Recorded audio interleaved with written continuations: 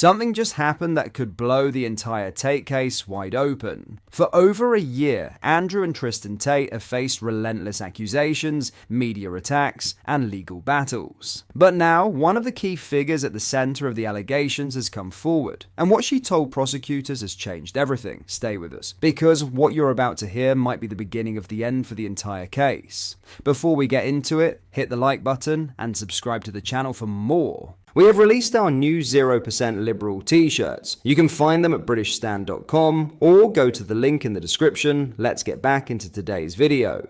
In a stunning development that could shatter the entire case against Andrew and Tristan Tate, Aliona Untila, one of the women involved in the original allegations, has reportedly confessed to Descartes prosecutors that the accusations were orchestrated and incentivized. According to sources close to the investigation, Untila admitted during a formal police interview that both she and the original accuser were paid in cash and promised a luxury vacation in exchange for fabricating claims against the Tate brothers. This explosive confession strikes at the very heart of the charges that have kept the Tate brothers entangled in legal proceedings for over a year. Charges they have consistently denied and labeled as politically motivated. The revelation raises serious questions not only about the credibility of the accusers, but also about who was behind the payments and what the real motive was in targeting the Tate brothers with such serious and now allegedly false allegations. If confirmed, this could lead to a dramatic turn in the case, with mounting pressure on Romanian authorities to drop the charges and investigate the individuals or entities responsible for orchestrating the false accusations. This is Andrew Tate's reaction. The girl who initially accused my brother and I of human trafficking 3.5 years ago has just admitted to DCAUT that she was paid in advance before she made the police report. $100,000 to make the report, and the money came from a USAID-funded NGO designed to combat human trafficking. Why would you pay somebody before they make a police report $100,000 to combat human trafficking unless you were actually trying to set us up? She then admits that after she took the money, she flew here, made the police report, and after only 3 days in Romania, she was flown to the south of France. The flights, hotels, and budget for her stay there was all paid for by the same NGO. And we have the fucking paperwork. This is Tristan Tate's reaction. So everybody knows I'm suing this person in America, the original person who started this accusation against me. And this entire file and the entire saga that I suffered was all started by one person, but she had an accomplice. And her accomplice has been avoiding DCAUT, not answering the phone, not wanting to play part in the investigation anymore, blocked them everywhere. Eventually, DCAUT managed to get hold of this girl, and she has just confessed on video and in writing that an organization was funding the entire accusation, that $100,000 was given to her and the girl who started this case. We have the name of the organization. We have the name of the woman. I'm going to find it. I'm going to post it underneath this video. This woman who worked for this organization was actually present during her interview because she was interviewed on video. And we have reason to believe she was coaching this girl through her interview. She still completely made a mess of her story and contradicted herself at every single point. But whichever organization is behind this, links coming below the video, and the person behind this are going to be added to my people to sue list. How on earth does an organization which assists in helping victims of human trafficking pay people money and give them instructions and where to fly and when to go before a police accusation is even made? How does that happen?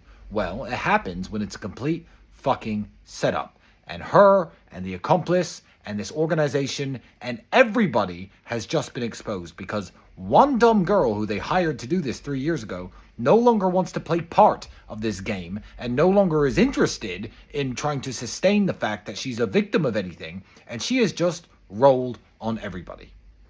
What are your thoughts on this? Let me know in the comments. In other news, French President Emmanuel Macron is demanding Keir Starmer makes it less appealing for channel crossing migrants to make the perilous 21-mile journey to the UK, an Elysee Palace source has claimed. Macron, who yesterday vowed to work with Britain to curb channel crossings, hopes the Prime Minister will agree to a three-part ultimatum to alleviate the pressures facing both Dover and Calais. The French president is said to be putting pressure on Starmer to clamp down on illegal migrants exploiting the UK's black market for labour and welfare payments. He also wants Britain to make family reunification for genuine asylum seekers easier as conditions for the deal. These causes must also be addressed by the British, an Elysée source told The Telegraph. Speaking in the Palace of Westminster, Macron addressed the issue of migration and vowed to spearhead an Anglo-French response to deal with a clear issue of the crisis. The French president, who also said Brexit is deeply regrettable, said, France and the United Kingdom have a shared responsibility to address irregular migration with humanity, solidarity, and fairness. Addressing MPs and peers, Macron promised France will finally adopt a firm approach to the small boats crisis. However, speculation about a one-in, one-out deal sparked fears of a fresh surge of migrant arrivals. Lucy Morton from the Immigration Service Union said, "Whenever there is a new policy, we have seen it time and time again. People smugglers try to push migrants across, saying,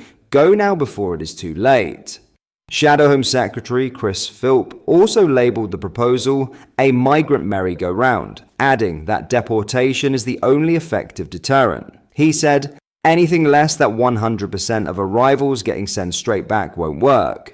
A cross-channel one-in, one-out deal also faces pressure from several EU member states. Italy, Greece, and Spain are among a number of nations in the bloc who fear the proposal could see an influx of migrants in the Mediterranean under the EU's Dublin Convention. Despite suggestions that France needs the UK to crack down on its black market, Home Secretary Yvette Cooper last week announced efforts to stop asylum seekers from working illegally. However, discussions about a potential cross-channel deal come just days after it was revealed that the Prime Minister has overseen 44,000 channel crossing migrants arriving on British shores in his first year in number 10. The figure was 40% higher than the 31,000 who made the same journey in Rishi Sunak's last year as Prime Minister.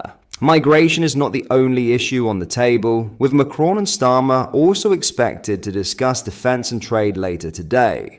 During yesterday's speech in the Palace of Westminster, the French president also made a few quips about his good relationship with the royal family. In a joke about the French Revolution of 1789, Macron said, "I have to confess that we love monarchy, especially when it's not at home." What are your thoughts on what we discussed in today's video? Let me know down in the comment section below. If you've not yet already, make sure you do drop a like on this video and subscribe to the channel for more British content. Thank you, take care, goodbye.